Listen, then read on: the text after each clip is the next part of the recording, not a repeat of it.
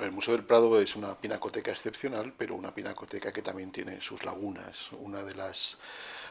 más dolorosas probablemente sea la ausencia de una sola obra original de Leonardo da Vinci, aunque sea una laguna hasta cierto punto lógica, habida cuenta de las poquísimas obras que pintó pues el genio florentino. Esa laguna el museo la ha paliado con una buena representación de obras de sus discípulos, tanto italianos como Bernardino Luini, como españoles como el manchego Fernando Yáñez, y también con alguna copia de alguna de sus realizaciones. Entre ellas figura pues, la copia de la Gioconda, una obra que debió llegar a España en el primer tercio del siglo XVII, que creemos poder identificarla con una entrada del inventario de 1666 del Alcázar de Madrid, donde se habla del retrato de una mujer risueña atribuido a Leonardo da Vinci y que cuando el museo abre sus puertas en 1819 pasa, como tantas otras pinturas de la colección real, a sus fondos. Es una obra que se ha conocido siempre, que siempre ha estado expuesta, pero lo que ahora podemos aportar es un conocimiento mayor de la pintura y sobre todo precisar más cuál es su relación con el original de Leonardo. Es una obra que durante mucho tiempo se pensó que estaba pintada sobre roble, lo que apuntaba a una autoría flamenca. Hoy sabemos que no, que está pintada sobre nogal. Está pintada sobre nogal, que es un tipo de madera de soporte utilizado comúnmente en el taller de Leonardo da Vinci.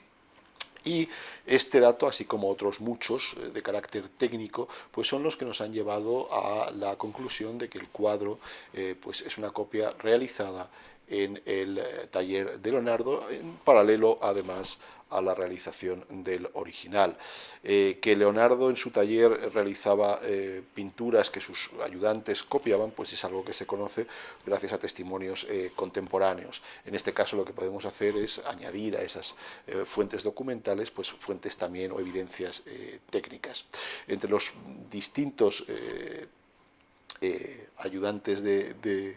Leonardo, nuestra copia de la Gioconda pues presenta bastantes analogías tanto en superficie como en su estructura interna con la obra de Francesco Melzi, que es uno de sus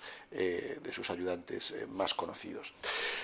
La copia, como he dicho antes, siempre se había conocido bien, pero una copia que a cualquiera que la viera, pues había tres elementos que claramente la diferenciaban del original en el Museo del Louvre. El primero es de orden estilístico, es decir, el autor de la copia del Museo del Prado pues presenta una caligrafía mucho más lineal, una pincelada más precisa y no hace gala del famoso esfumato de la obra de madurez de Leonardo. La segunda diferencia es hasta cierto punto casi anecdótica, es el hecho de que nuestra Gioconda tenga cejas, cosa que no aparece en la original del Museo del Louvre. Y la tercera, y sin duda la que más llamaba la atención, era la inexistencia en nuestro cuadro de un paisaje. Este paisaje en realidad sí que existía y es pues, el resultado, si se quiere, más llamativo de la espléndida restauración que ha llevado a cabo Almudena Sánchez. Cuando se estudió la obra a instancias del Museo del Louvre, que la pidió para incluirla en su próxima exposición sobre la Santana, la Virgen y el Niño, pues se hicieron radiografías, reflectografías infrarrojas, apareció el paisaje y apareció también, gracias, o se pudo documentar gracias a análisis de pigmentos, que esa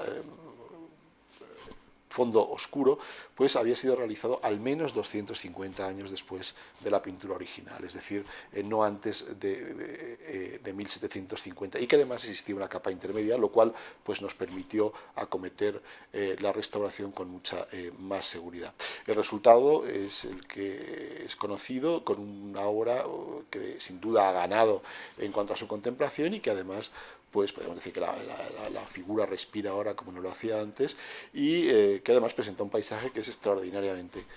parecido al de la Gioconda original. ¿Cuál es el valor de la copia? Bueno, pues evidentemente